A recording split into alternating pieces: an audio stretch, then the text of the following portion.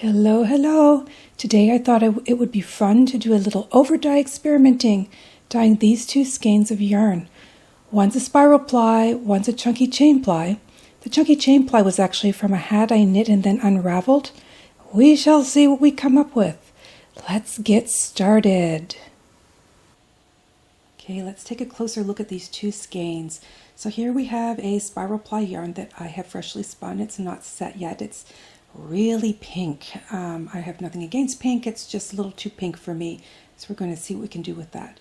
And this is from a hat project that I did for a blog post on some free hat patterns you can find online that you could use with your hand spun yarn. Really nice looking hat. I just never wore it, so I figured it would be great to unravel and retry something with it.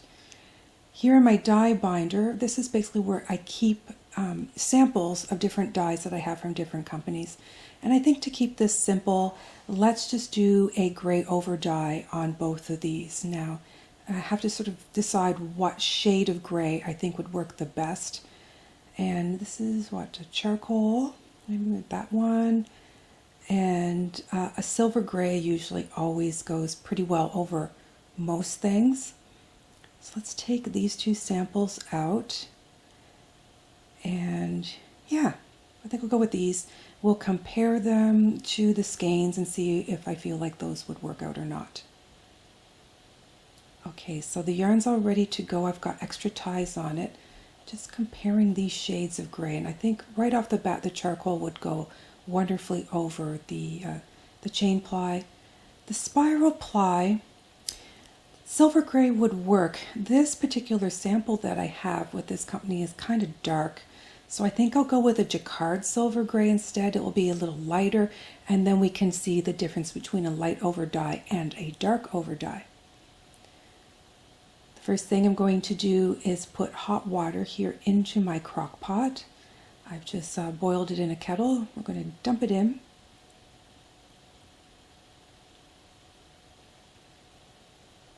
Now to this we need, or actually I won't, because this is Country Classics dye. And Country Classics dye is an all-in-one dye. It needs no fixative or a mordant to work, so no citric acid needed this time. This dye has its pros and cons. I'll have to do a review at a later date, but I'm adding dye in increments of 1/4 teaspoons. So here I've put 3 1/4 teaspoons in.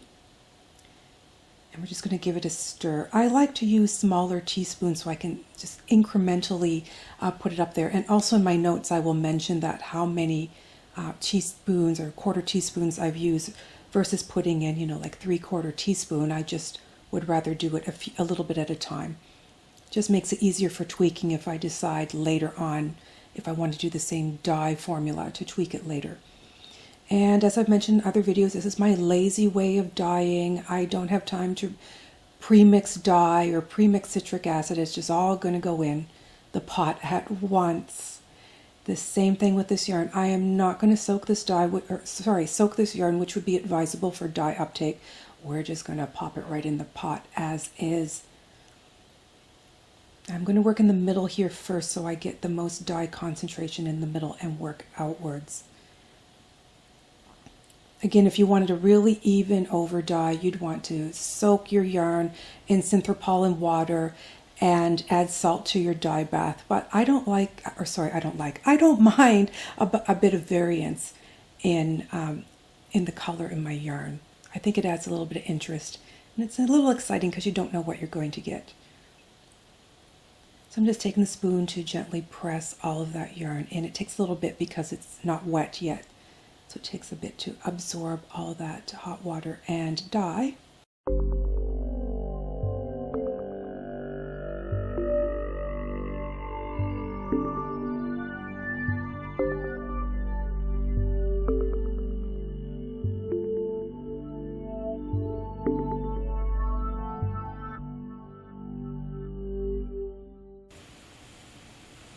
Let's take a closer look at what I have going on here in the dye pot. So here is the newly placed dye in our hot water and our skein of yarn. So it's starting to uptake that dye a little bit, but not great. We're going to let this sit for 20 or 30 minutes or so. I'm not going to really watch the clock, but I'll come back and check on this soon, see how the progress is, and if we need to do anything else to get it to set.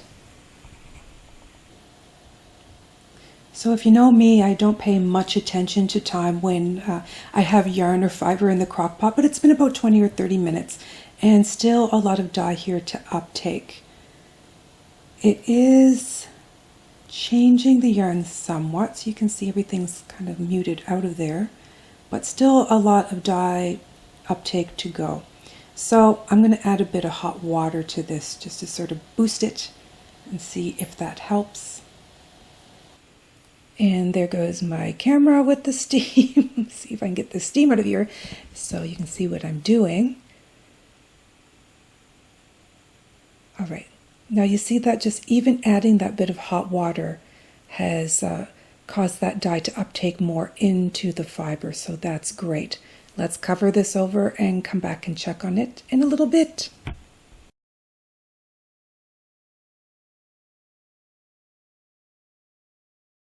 And look at that. That looks pretty darn clear. So let's get, whoa, look how dark that is. Oh, that is going to be interesting once we get this rinsed out, see what this looks like. Let's get it out of here and get ready to give it a soaking. And while that's soaking, I will then put in the other skein with the silver gray. I'm going to grab my gloves and a bin here. This is really hot, people. We're going to do this real quick. And yes, I'm burning my hands. But I do this so much and so often, I'm used to it. So the next dye we're going to use is a Jacquard brand dye, and that requires an acid as a mordant. So I'm going to go ahead and add my citric acid. I put this citric acid in again as a powder. I don't pre-mix, and I'm not even sure how much this is. I think one time I measured out this little cup, and it's approximately 2 tablespoons of citric acid. Give it a good stir and make sure that citric acid is dissolved in the hot water. I am reusing the water. It's pretty much exhausted from the gray, and it's gray on gray, so any way that I can conserve, I would like to do that. So same water. And I'm going to do the same thing with this Jacquard acid dye, which is just 1/4 teaspoon increments. Give that all a good stir together. Make sure everything is dissolved in the hot water. And this is really light. I find Jacquard silver gray to be quite on the light side, so let's just add another 1/3 teaspoon of dye in there. Darken it up just a bit.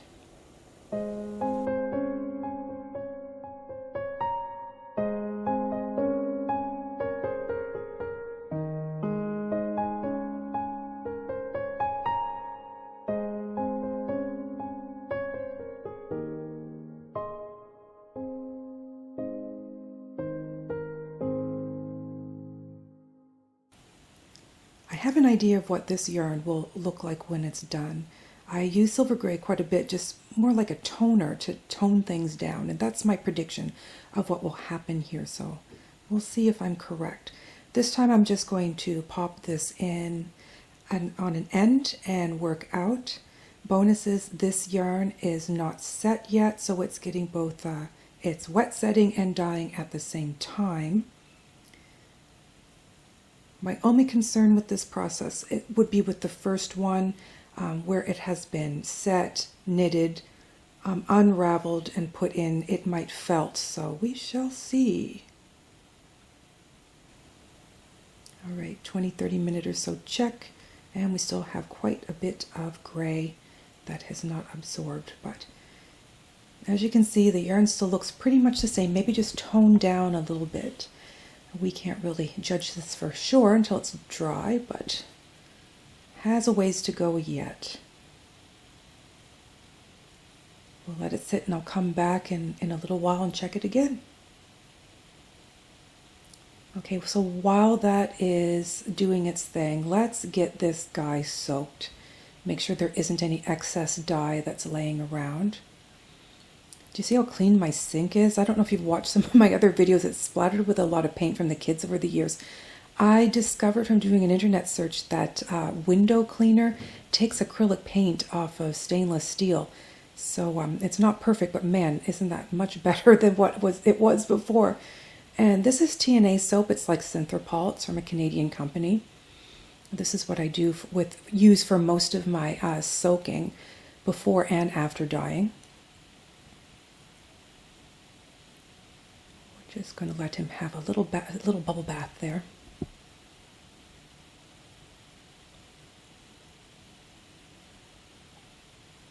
It's really dark, huh? This yarn turned out really dark, but I'm kind of excited about it. I think it's going to look so incredibly different from how it looked in the beginning, and I love that kind of change.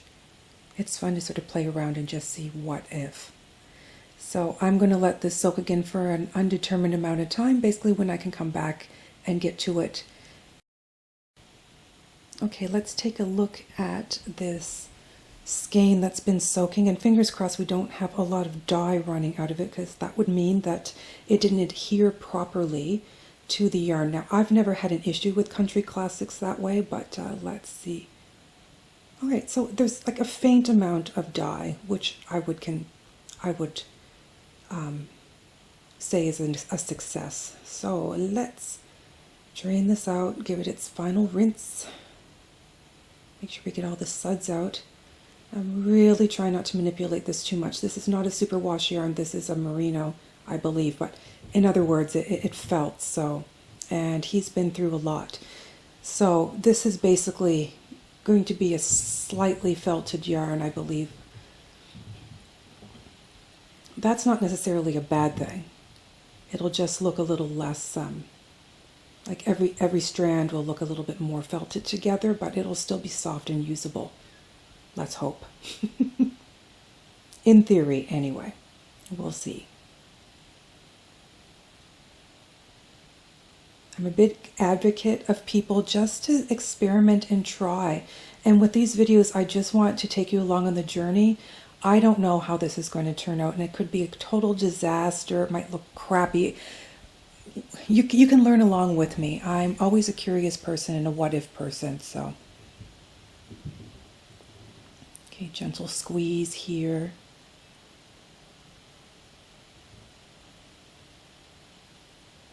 And we'll get this guy hung up outside today because it's a gorgeous day. Okay, this dye is stubbornly moving here, so I think what I'm going to do is boost it with a little bit more citric acid. And I'm going to put the citric acid in its raw form as usual. I usually try not to get it on the yarn. I've had instances where citric acid has kind of gotten gummy, so I'll put it in. We'll give it a stir around here to make sure it dissolves in the water. I'm pretty confident that that will be just fine. It looks like a little bit of the pink is seeping out of that original yarn. Remember, it's not set yet, it was just spun. I find pinks and reds are the dickens to set. You always get a little bit of bleed out after. At least I do. Turquoise would be the next color that I find really hard to set. It's interesting. Everybody's water composition is different. So I might find red hard. Someone else might find another color hard to exhaust. All right, let's let this set for a little bit longer. Time for a progress check-in. Oh yeah, that is much better. That is pretty much the vast majority of it is exhausted up in this yarn. The water is fairly clear. So I think I'm going to go ahead and take this out and get ready to rinse it as well. Got to don my gloves and get a bin to put it in. And again, do this real fast because it's very hot. Yow, yow, yow, yow, yow.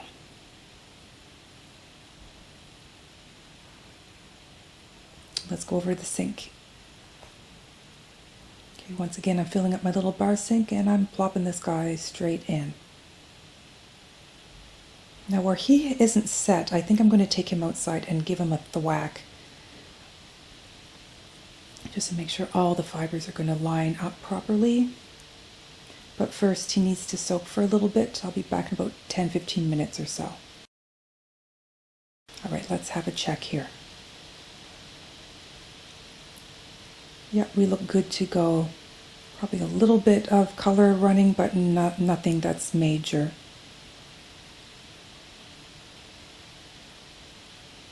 If we did have a ton of bleed out, then I would soak this again.